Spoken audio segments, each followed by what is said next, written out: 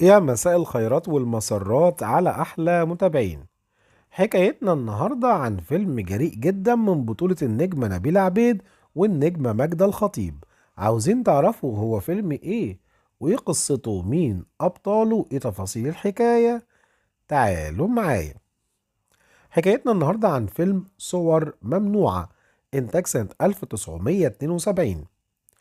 الفيلم من بطولة نبيل عبيد وماجدة الخطيب ونور الشريف وحمدي أحمد ومحمود المليجي ومحمود ياسين وزيزي مصطفى والسيد راضي. الفيلم مأخوذ عن قصة للأديب نجيب محفوظ المسماه صورة، حكاية الأصل والصورة. تعثر الشرطة على جثة امرأة مجهولة الهوية تحت سفح الهرم، ويتم نشر صورتها في الجريدة. تستعرض القصة ردود فعل مجموعة مختلفة من الأشخاص عند رؤية صورة الجثة، حيث يظن كل منهم أنها شخص يعرفه وليه علاقة بيه، مثل الأم اللي هربت بنتها أو السيد اللي عرفها كخادمة أو عشيقة أحد المديرين.